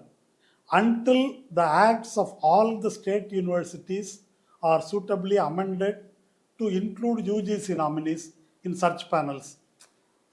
அப்படி அரசாங்கம் ஒத்துக்கணும். ஏன்னா உங்களுக்கு தெரியும் என்ன முரண்பாடுன்னு. மாநில சட்டமன்றம் நீ சான்சலரே இல்லை, இடத்த காலி பண்ணுன்னு போட்டிருக்குது இல்லையா? அது வரைக்கும் governor should agree to accept the existing conventions and procedures. இது ஒன்று சொல்லியிருக்கிறாரு. இன்னொன்று என்ன சொல்லியிருக்காரு அப்படின்னு சொன்னாக்கா, இப்போ உள்ள விதிமுறைகள் அதை பின்பற்றி இந்த நியமனங்களை செய்யணும். இது செய்யலை அப்படின்னாக்கா யூனிவர்சிட்டி பூரா அழிஞ்சு நாசமாக போயிடும் அப்படின்றது யார் சொல்லியிருக்கிறது? பாலகுருசாமி. இப்போ இந்த கிரைம் நடந்தது எங்க? கேம்பஸுக்குள்ள. கேம்பஸுக்குள்ள அதிகாரம் யார்கிட்ட இருக்குது? அண்ணா யூனிவர்சிட்டி யார் நிர்வகிக்கிறாங்களோ அவங்கள்ட்ட தான் இருக்குது. சிசிடிவி வேலை செய்யலைன்னா அதுக்கு பொறுப்பு அவங்க தான். அங்கே செக்யூரிட்டிஸ் வந்து சரியாக கண்காணிக்கலைன்னா அதுக்கு பொறுப்பு அவங்க தான். அப்போ அதுக்கு பொறுப்பு பதில் சொல்ல வேண்டிய அவர்கள், கவர்னர் தான் இப்போ பதில் சொல்லணும். விசி நியமனம் பண்ணாமல், ரெஜிஸ்ட்ரார் இல்லாமல் எல்லாமே எப்படி அவர் விரிவாக எழுதியிருக்கார், சொல்லியிருக்காரு. நாசமாக போயிருக்கு, இன்னைக்கு இண்டோவில் தான் இருக்குது, எப்படி போயிட்டுருக்குன்னு சொல்லியிருக்காரு. இப்போ இதுக்கெல்லாம் யார் பொறுப்போ அந்த கவர்னர்கிட்ட போய் காப்பாற்றுங்க அப்படின்னு மனு கொடுக்குறாருனாக்கா விஜயோட அறிவை வந்து எங்கே கொண்டு வைக்கிறது அப்படின்னு எனக்கு தெரியல. அதனால் இதுதான் பிரச்சனை. இந்த பார்ட் பற்றி யாருமே இந்த சம்பவத்தில் பேசலை. இது ரொம்ப முக்கியம்.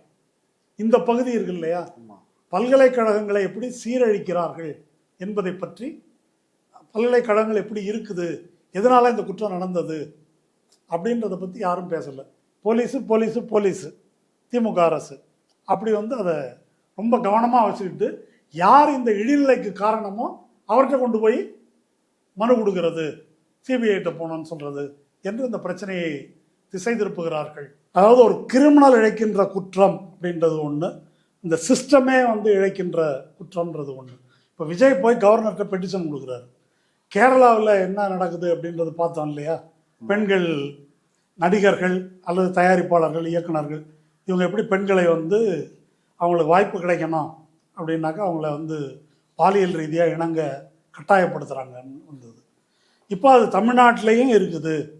அப்போ அட்ஜஸ்ட் பண்ணிக்கிட்டால் தான் முடியும் அப்படின்றது எல்லா இண்டஸ்ட்ரியிலையும் எல்லா மொழியிலையும் இருக்குது என்பதை பேசுகிறார்கள். இப்போ நீ வந்து அண்ணா யூனிவர்சிட்டியில் அந்த பெண்ணுக்கு நடந்த கொடுமைக்காக நியாயம் கேட்க போகிற. தமிழ்நாட்டில் ஃபிலிம் இண்டஸ்ட்ரியில் எதுவுமே நடக்கலையா? அதை பற்றி விஜய் பேச மாட்டாரா? அதை பற்றி பேசுங்க. அண்ணனாகவும் அரணாகவும் இருந்து உங்களை பாதுகாப்பேன், நீங்க கவலைப்படாதீங்கன்னு எழுதுறாரு.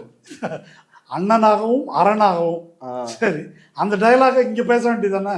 இங்கே பேசி தமிழ்நாட்டு திரையுலகத்தில் அந்த மாதிரி அநீதிகள், அப்படி பிரச்சனையெல்லாம் வந்ததில்லை. ஆமா. அப்போ இவர் என்ன குரல் கொடுத்தாரு? எந்த நடிகை பேட்டி பெரும்பாலும் கொடுக்குறவங்க எல்லாருமே அட்ஜஸ்ட்மெண்ட் வந்து கேட்குறாங்க அப்படின்ற குற்றச்சாட்டை வச்சுக்கிட்டே தான் இருக்காங்க. துணை நடிகையில இருந்து முக்கிய நடிகை. அந்த கேள்வியை மட்டும் கேட்டு அது தமிழ் திரையுலகத்தில் நடக்கிறதா இல்லையா என்ற கேள்வியை இப்படி போராடக்கூடிய எதிர்க்கட்சி இருக்கக்கூடிய விஜய்கிட்ட கேட்டு யாராவது ஒருத்தர் பதில் வாங்கிருங்க பார்ப்போம், அப்புறமா நம்ம பேசுவோம். அது ஞானசேகரன் அப்படின்ற ஒரு வெளியாள் அவர் போய் உள்ள நுழைஞ்சு பாலியல் குற்றம் செய்யற அளவுக்கு தான் வந்து அங்க பாதுகாப்பு இருக்கா அப்படின்ற அந்த கேள்வி. இப்போ இந்த கேள்விக்கு இந்த கேள்வியிலிருந்து இந்த விஷயத்தை எப்படி பார்க்கறதுன்னு போவோம். ஞானசேகரன் ஒரு கிரிமினல், ஒரு பொறுக்கி. அந்த பொறுக்கி ஒரு பல்கலைக்கழகத்துக்குள்ள நுழைஞ்சு இந்த மாதிரி ஒரு குற்ற செயலில் ஈடுபட்டுருக்கான். குற்றங்கள் 2 வகைப்படும். ஒன்று, சமூக சூழ்நிலையிலிருந்து பல திருடர்கள் உருவாகிறாங்க, பாலியல் குற்றவாளிகள் உருவாகிறாங்க, பலவிதமான குற்றவாளிகள் சமூக சூழலிலிருந்து உருவாக்கி வர்றாங்க. அவங்க கிடைக்கிற வாய்ப்பில் திருடுறாங்க அல்லது இந்த மாதிரி குற்ற செயல்களில் ஈடுபடுகிறார்கள். இன்னொன்று, இன்ஸ்டிடியூஷனில் அதிகாரத்தில் இருப்பவர்கள் குற்ற செயலில் ஈடுபடுகிறார்கள். இப்போ நம்ம யூனிவர்சிட்டியில் நடந்த ஒரு பாலியல் குற்றத்தை பற்றி நாம் பேசிக்கொண்டிருக்கிறோம் அப்படின்றதுனால இப்போ நவம்பர் 24 ஹிந்துவில் ஒரு ஃபுல் பேஜ் ஆர்டிகிள் வந்திருக்கு. அந்த கட்டுரையோட தலைப்பு degrees of suffering of PhD scholars in Tamil Nadu. ஒரு முனைவர் பட்ட ஆய்வு நிகழ்த்துகின்ற மாணவர்கள் படுகின்ற பாடு தமிழ்நாடு பல்கலைக்கழகங்களில். அதில் வந்து நிறையா என்னென்ன கைடு என்பவர்கள் எப்படியெல்லாம் துன்புறுத்துகிறாங்க, பணம் கேட்குறாங்க அல்லது தங்க நகை கேட்குறாங்க, காசு கொடுக்க முடியாதுன்னா வீட்டு வேலை பாருன்னு சொல்கிறாங்க. இதெல்லாம் விவரிச்சுட்டு வராங்க. எந்த பல்கலைக்கழகம் முக்கியமாக சொல்லியிருக்காங்கன்னா பெரியார் யூனிவர்சிட்டி. அந்த பெரியார் யூனிவர்சிட்டி விசிக்கு தான் நம்ம தலைவர் ரவி எக்ஸ்டென்ஷன் கொடுத்துருக்காரு. அங்கே தான் வந்து வீட்டு வேலையெல்லாம் செய்ய சொல்கிறாங்களாம். பாத்திரம் விளக்குறது, பிள்ளையை பார்த்துக்கிறது, கூப்பிட்டு வர்றது, இதெல்லாம் யார்? ஆய்வு மாணவர்கள். இந்த கட்டுரை முடிக்கும் போது அட விடுங்கப்பா, இதை போய் சொல்லிட்டு இருக்கிறீங்க, பெண்கள் படுற பாடு தெரியுமா? Professor Balagurusamy said. யார்? அண்ணா யூனிவர்சிட்டி முன்னாள் VC. Guides have been known to demand sexual favors from their women scholars for processing the paperwork. The victim's plea for help often goes unheard because women are expected to adjust themselves to the situation if they want their degree. முனைவர் பட்டம் வேண்டுமென்றால் adjust பண்ணிட்டு போனோம் என்ற நிலைமையில் இருக்கிறாங்க. இது ரொம்ப சகஜமாக நடக்குது, எல்லாருக்கும் தெரிந்ததுன்னு சொல்கிறாங்க. அப்போது உங்களுடைய பிரச்சனை என்னன்னு எனக்கு புரியல. ஒரு குற்றத்தை பற்றி பேசும்போது சிஸ்டமிக் வயலன்ஸ், அதிகாரத்தை பயன்படுத்தி இழைக்கப்படும் குற்றம், அதை பற்றி பேசாமல் ரோட்டில் போகிற ஒரு கிரிமினல் இழைத்த குற்றம் இருக்கு இல்லையா, அதை வந்து சட்டம் ஒழுங்கு பிரச்சனை. இப்போ இதெல்லாம் ஒழுங்காக இருக்குது, இங்கெல்லாம் சட்டப்படி நடக்குது. இது ஞானசேகரனுக்கு டிஃபென்ஸ் அல்ல. எது மிகப்பெரிய குற்றமோ அதிகாரத்தில் அமர்ந்து கொண்டு நூற்றுக்கணக்கான ஆயிரக்கணக்கான மாணவர்கள் மாணவிகளை இந்த மாதிரி வந்து பண்ணுறாங்க இல்லையா, இதை பற்றி கேள்வி எழுப்பு, இதை பற்றி பேசு, இந்த பேராசிரியரை கைது பண்ணணும்னு சொல்லு. அதை திமுக செய்யலைன்னா கேளு, நான் கேட்குறேன். எது சிஸ்டமிக் வயலன்ஸோ அதை பற்றி பேசாமல் ஒரு எதிர்கட்சின்றது எதை பற்றி பேசணும்? இதை பற்றி பேசணும். இதை பேசாமல் ஞானசேகரனை பற்றி பேசுகிறேன். இது எப்படி இருக்குன்னு சொன்னாக்கா, அதானி ஸ்கேமை பற்றி பேசாமல் ஏதாவது ஒரு பிப்பா கேட்டு வீடு பூந்து கொள்ளையடித்து விட்டார்கள், அது சட்டம் ஒழுங்கு கெட்டு விட்டது, அப்படி பேசுவது போல இருக்கிறது. இதுதான் வந்து ரொம்ப ஆபத்தானது. இந்த பாலிடிக்ஸ் தான் ஆபத்தானதுன்னு நான் சொல்கிறேன். அதாவதுங்க, நிர்பயா கேஸ் உங்களுக்கு தெரியும் இல்லையா? நிர்பயா கேஸில் அந்த குற்றவாளிகள் இருக்காங்க இல்லையா, அவங்க வால்மீகி நகர் அப்படின்னு டெல்லியில் இருக்கக்கூடிய ரொம்ப கேவலமான பன்றிகள் கூட குடியிருக்க முடியாத ஒரு பகுதி. அதிலிருந்து வந்தவங்க தான் அந்த குற்றவாளிகள். அவன் வந்து கொலை பண்ணிவிட்டு, ரேப் பண்ணி கொலை பண்ணிவிட்டு ஜெயிலில் இருக்கிறான். அவனை போய் பேட்டி எடுக்கிறாங்க ஒரு BBC சேனல் 4 சார்பாக.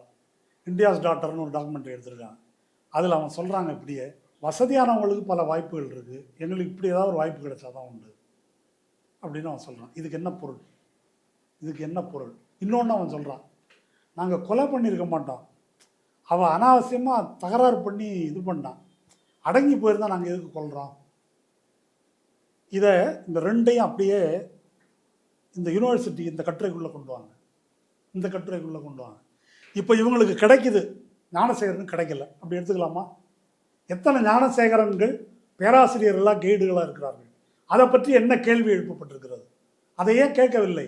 இந்த ஞானசேகரன் தூக்கிலே போடுங்க, அதை பற்றி எனக்கு ஒன்றும் பிரச்சனை இல்லை, செய்யணும், என்ன கடுமையான நடவடிக்கை எடுக்கலாம். இதுக்கு என்ன பதில்?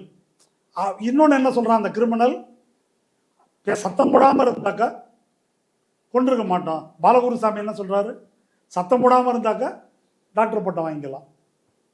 அப்படிதான் நடக்குது. அப்போ இந்த குற்றங்களை பற்றி பேசாமல், நிறுவன ரீதியாக நடக்கிற குற்றங்களை பேசாமல் இதை பேசுவது என்பதை ஒரு உத்தியாக வைத்திருக்கிறார்கள். இன்னைக்கு இதை பற்றி பேசுகின்ற மீடியா இருக்கு இல்லையா, இதெல்லாம் பற்றி பேசாமல் ஒரு தனி கிரைம் எடுத்துக்கிட்டு அதை புலனாய்வு பண்ணுறதா. இப்போ சொன்னேன் இல்லை, நியூஸ் மினிட்ல இப்படி ஒன்று எழுதுறது, பப்ளிஷ் அன்பப்ளிஷ்னு இருக்குது, இதை கிளிக் பண்ணிட்டாங்க, அல்லது எஃப்ஐஆரில் இப்படி சொல்லியிருக்கு, இதில் அப்படி சொல்லியிருக்கு.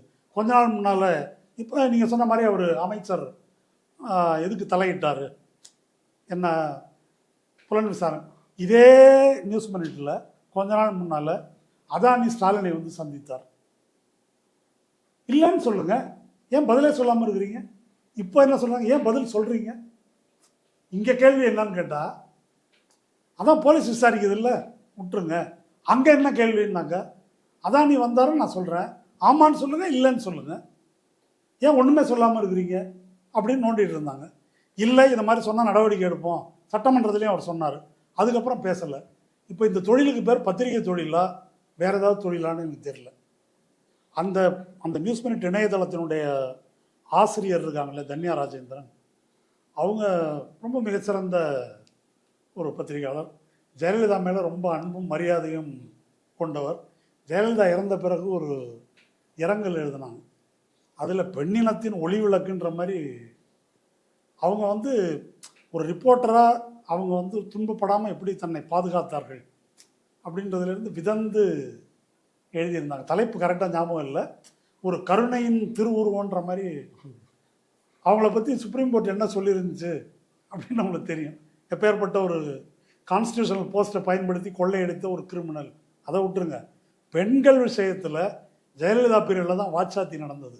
குற்றவாளிகள் தண்டிக்கப்படாமல் வழக்கை இழுத்தடிக்க முழு பொறுப்பு ஜெயலலிதா. அண்ணாமலை நகர் ஸ்டேஷனில் நடந்த ரேப் பத்மினி, அது ஜெயலலிதா ஆட்சி காலம் நடந்தது. அந்தியூர் விஜயா ரேப்பில் ஜெயலலிதா சொல்லிய சொற்கள் சட்டமன்றத்தில் இன்னும் அது கேட்டால் பெண்கள் வந்து காரி உமிழணும், காசு கிடைக்குன்றதுக்காக ரேப்புன்னு பொய் சொல்கிறாங்க என்று ஒரு பழங்குடி பெண்ணை பற்றி சொன்னவர் ஜெயலலிதா. அவங்க வந்து மாதர்குல மாணிக்கன்ற மாதிரி எழுதியிருக்காங்க. கலைஞரை பற்றி ரொம்ப கேவலமாக எழுதியிருக்கிறாங்க. அதனால் அவங்களுக்கு ஒரு அஜெண்டா இருக்குது. அவங்க பிஜேபி எதிர்க்கிறோம், அதை எதிர்க்கிறோன்ற மாதிரிலாம் பேசினாலும் தமிழ்நாட்டை பொறுத்த வரைக்கும் ஆன்டி டிஎம்கே அப்படி பேசுவதற்கு அவங்களுக்கு ஒரு அஜெண்டா இருக்குது. அப்படி அஜெண்டாவோடு பேசுவதை நடுநிலை பத்திரிகா தர்மம் என்று சித்தரிக்க அவர்கள் முயல்கிறார். மூத்த பத்திரிகையாளர் மணி வந்து சமீபத்தில் இந்த விவகாரம் தொடர்பாக ஒரு கருத்து சொல்லிருக்கிறாரு. அவர் என்ன சொல்றாருன்னா, திமுக கூட்டணி கட்சிகள் வந்து திமுக காலடியில் சரணடைந்து விட்டன, அந்த கட்சிகள் இருந்தா என்ன அழிஞ்சா என்ன, இல்லைன்னா கட்சியை கலைச்சிட்டு அவங்க எல்லாம் திமுகவில் போய் சேர்ந்துட்டோம், கம்யூனிஸ்டுகள் எல்லாம் நவத்வாரத்தையும் வந்து பொத்திக்கிட்டு இருக்கிறாங்க அப்படின்னு மிக கடுமையான முறையில் வந்து திமுக கூட்டணி கட்சிகளை கடுமையாக விமர்சிச்சிருக்காரு. அது பற்றி நீங்க என்ன நினைக்கிறீங்க? நவத்வாரங்களின் வழியாகவும் காசு வாங்குறவங்க எதனா பேசலாம்.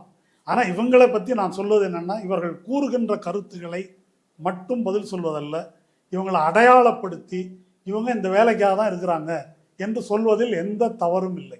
அவங்க அந்த வேலையை தான் செஞ்சுட்டு இருக்கிறாங்க.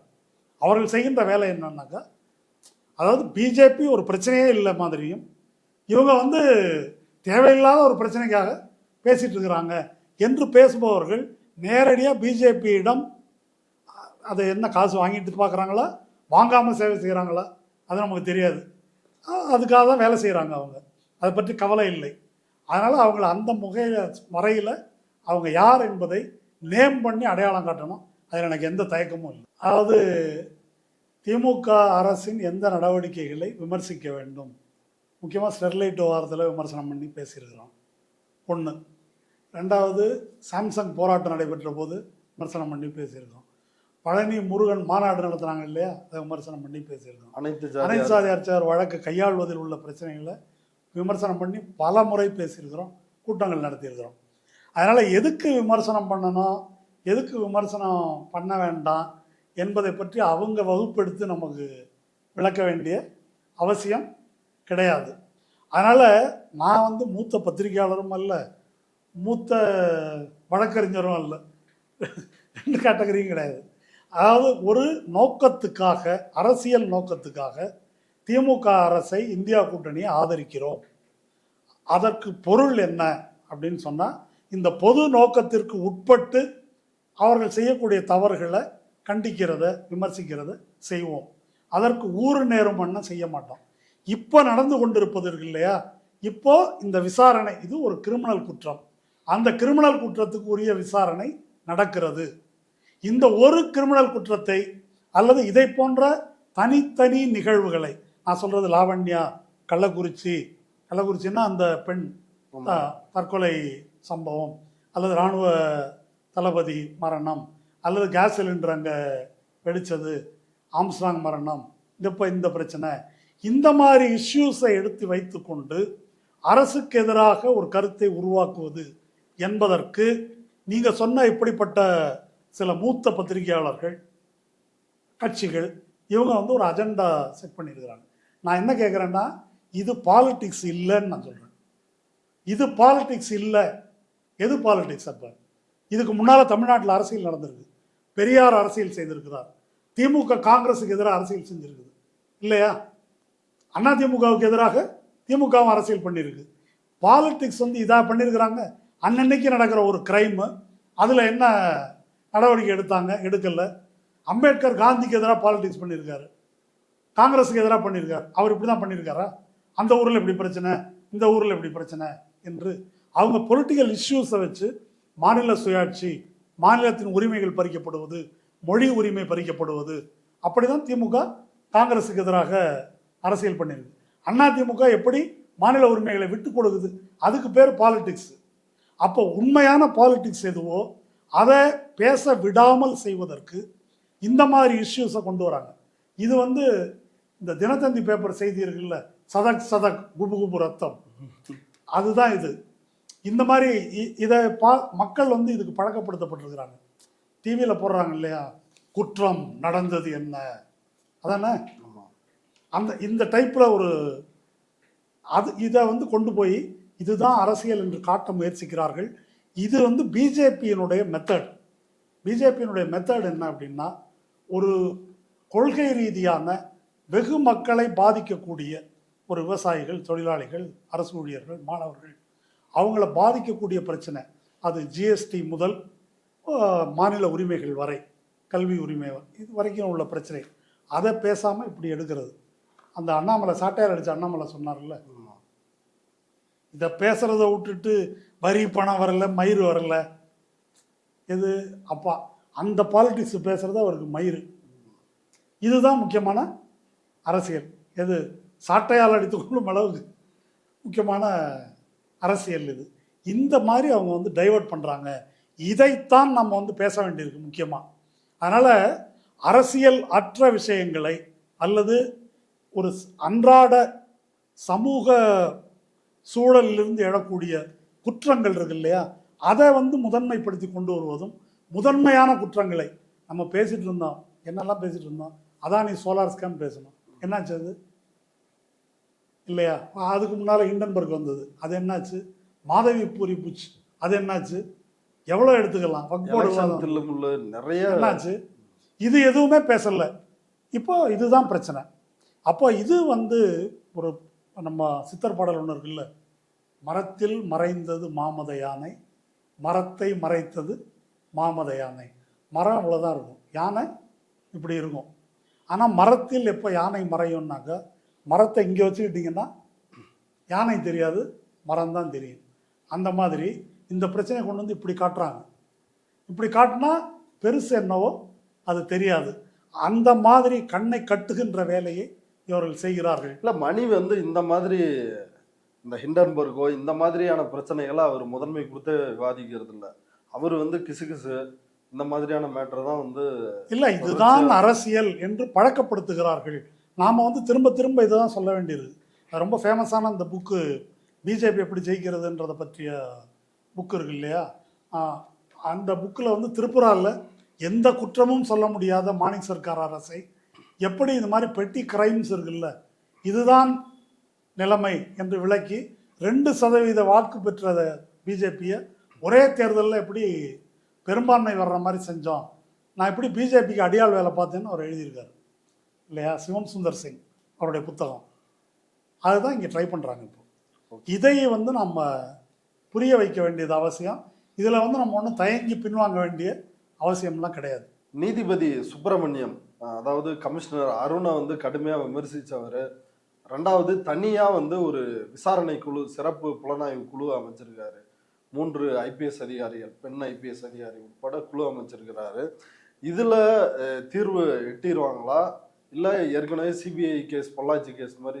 ஒரு நீதிபதி சொன்னதில் 2 பாயிண்ட் சொல்லணும். ஒன்று, கமிஷனர் இப்படி பேசிட்டதுனால அவருக்கு கீழே உள்ள அதிகாரி விசாரிக்கக்கூடாது, தனியாக ஒரு ஸ்பெஷல் இன்வெஸ்டிகேஷன் டீம் போடணும் அப்படின்னு சொன்ன உடனே அந்த தீர்ப்பில் சொல்லியிருக்காரு. அட்வொகேட் ஜெனரல் அதுக்கு மறுப்பே சொல்லலை, அப்பாயின்ட் பண்ணுறோன்னு சொல்லிட்டாரு. அப்போது அதில் என்ன மறைக்கிறதுக்கு எதுவும் இல்லைன்றது தான் அதை சொல்லியிருக்காரு. இங்கேயே இங்கேயே சரி, அரசுக்கு உடன்பாடு தான், அமைச்சங்கன்னு சொல்லிட்டாரு. அதான் இப்போ யார் அந்த சாருன்றது அது ஓப்பனாக இருக்கு. அமைச்சங்கன்னு சொல்லிட்டாருன்னு தீர்ப்பிலே சொல்லியிருக்காரு. இப்போ சொல்லியாச்சு. இன்னொன்று, அவர் எப்படி இப்படியெல்லாம் பேட்டி கொடுக்கலாம், அது சட்டபூர்வமானது தானா, இல்லைன்னா அவர் மேல் நடவடிக்கை எடுக்கணுன்ற மாதிரிலாம் சொல்லியிருந்தார். அதுக்கு சட்ட அமைச்சர் ரகுபதி சொல்லியிருக்காரு, அதெல்லாம் சட்டபூர்வமானதான் அவருக்கு கொடுக்கறதுக்கு உரிமை இருக்குது அப்படின்னு சொல்லியிருக்காரு. இதற்கெல்லாம் அப்பாற்பட்டு ஒரு விஷயம், அந்த தீர்ப்பில் எனக்கு உள்ள முரண்பாடுகளை பற்றி நான் ஏற்கனவே சொன்னேன். எஃப்ஐஆர் எழுதும்போது கொஞ்சம் இது பண்ணோம். அதாவது சமீபமாக நீதிபதிகள் கொடுக்குற தீர்ப்புகள், அவங்க நீதிமன்றத்தில் ஆற்றுகின்ற உரைகள், இந்த பிரச்சனை இது எல்லாமே வந்து ரொம்ப பிரச்சனைக்குரியதாக இருக்குது. ஒன்று சொல்கிறேன், இப்போது இந்த சர்வைவர் அல்லது விக்டிம் அவங்க பேர் அல்லது மறைமுகமாக அந்த செய்தி வெளியே வந்துருச்சு, ரொம்ப கவலையோட சொல்லி மதன் லோக்கூர் இதை வந்து இது பண்ணியிருக்காரு.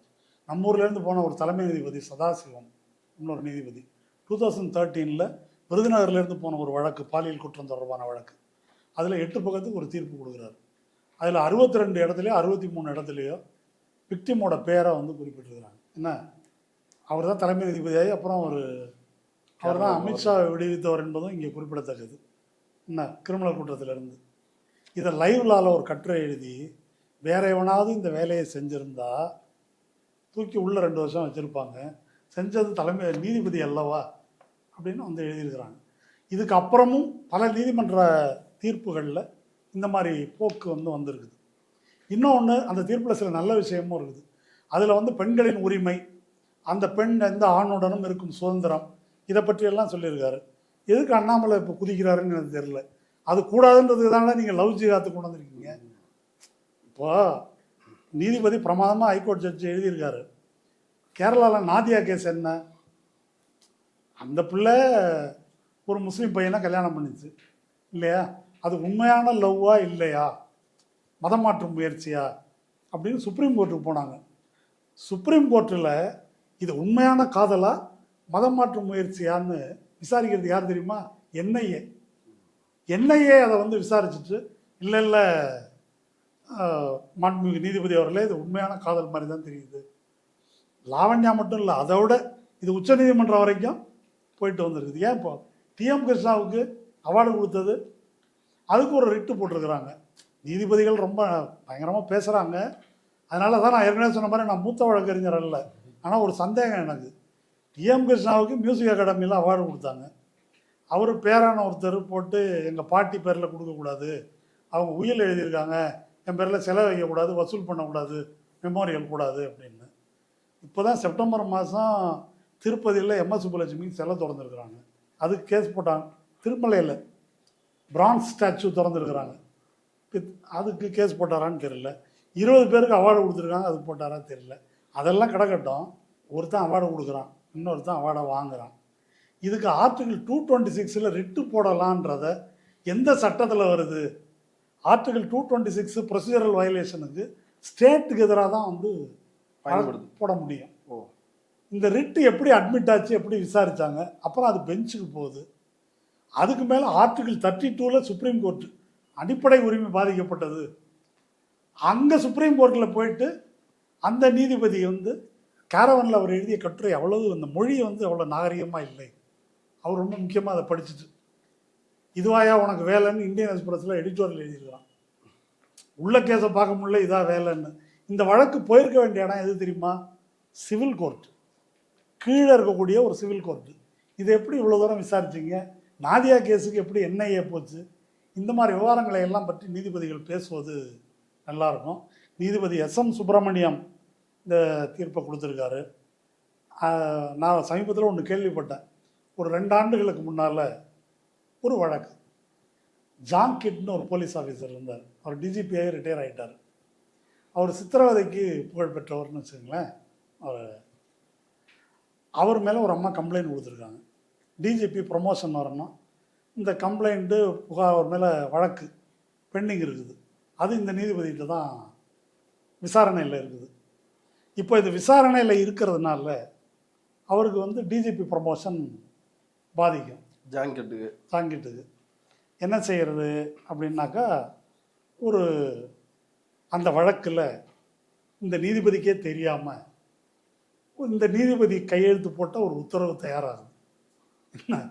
இந்த வழக்குக்கு இன்டரிம் ஸ்டே கொடுக்கறதா, இடைக்கால தடை கொடுக்கறதாக ஒரு உத்தரவு தயாராகி, அந்த உத்தரவை வாங்கி போய் அரசாங்கத்திட்ட கொடுத்து ப்ரமோஷனும் வாங்கிட்டு ரிட்டையரும் ஆகி பிஜேபியிலையும் சேர்ந்துட்டார் அவர். யார்? ஜாங்கிட்டு. சரி, இப்போ இந்த கேஸை நடத்தின ஆனந்த முருகன் அப்படின்றவர் 2 வருஷத்துக்கு முன்னால் இதே நீதிபதி மாண்புமிகு எஸ்எம் சுப்பிரமணியத்திட்ட வந்து, ஐயா இந்த மாதிரி நீங்கள் ஒரு இன்டரிம் ஸ்டே கொடுத்துட்டதா ஒரு ஆர்டர், நான் ஒன்றும் கொடுக்கலையே அப்படின்லாம் அப்படின்னு அவர் சொல்லியிருக்காரு. எப்பேற்பட்ட ஒரு கிரிமினல் குற்றாங்க. ஒரு ஜட்ஜு பேரில் அவர் கொடுக்காத ஒரு தீர்ப்பை கையெழுத்து போட்டு தயார் பண்ணி ஒரு போலீஸ் அதிகாரி வாங்கி ப்ரொமோஷன் வாங்கி போயிட்டார். இது நடந்திருக்குதே. இதன் மீது மாட்சிமை தங்கிய நீதிபதி என்ன நடவடிக்கை எடுத்தார் அப்படின்னு எனக்கு தெரியல. கமிஷனர் பண்ணதா சொல்கிறாரு. அதை விட இது எத்தனை பெரிய தவறு, இதுக்கெல்லாம் என்ன நடவடிக்கை? நீதிமன்றத்தை பற்றி பேச போனால் இது மாதிரி நடவடிக்கையும் எடுக்கலையா? எடுக்கலையே. மன்னிச்சுட்டாரா? அது தெரியும், அவரை தான் கேட்கணும். இப்போ இது வந்து அந்த வழக்கறிஞர் பேர் ஆனந்த முருகன். இது உண்மை இல்லைன்னா உண்மை இல்லைன்னு சொல்லட்டும். இது ஓப்பன் கோர்ட்டில் நடைபெற்றது, சரிதானா? அதனால் நீதித்துறை அப்படி தான் இருக்குது, பத்திரிகை துறை இப்படி தான் இருக்குது, எதிர்கட்சிகள் என்போர் இப்படி தான் இருக்கிறாங்க. இது கடந்த 10 ஆண்டுகளில் இதெல்லாம் எப்படி சீரழிந்திருக்கிறது என்பதை கண் முன்னால் பார்த்து கொண்டிருக்கிறோம். அதனால் இந்த மொத்த நாட்டில் அரசியல் சட்டத்தின் ஆட்சியை, ஜனநாயகத்தை காப்பாற்ற வேண்டிய நிலையில் இருக்கிறோம். அதற்கு எதிராக எந்த பிரச்சனையை கொண்டு வந்து நிறுத்தினாலும் ஈவு இரக்கம் தயவு தாட்சியம் இல்லாமல் அதை முறியடிக்க வேண்டும். இன்னொரு முறை வலியுறுத்தி சொல்கிறேன், சட்டமன்ற தேர்தல் வரும் வரை மாதம் ஒரு பிரச்சனை இப்படி கிளப்பப்படும். அதை வந்து நாம் எப்படி பார்க்கணும்னு வந்து புரிஞ்சுக்கணும். எது மையமான அரசியல் பிரச்சனையோ அதை விவாதிக்க வேண்டும். அவர்கள் செட் பண்ணுற அஜெண்டாவுக்கு பின்னால் நாம் ஓடக்கூடாது. ஓகே தலைவர், இவ்வளவு நேரம் நம்முடைய பார்வையாளர்களுக்காக உங்களுடைய பல்வேறு கருத்துக்களை பகிர்ந்துட்டதுக்கு மிக்க நன்றி. நன்றி.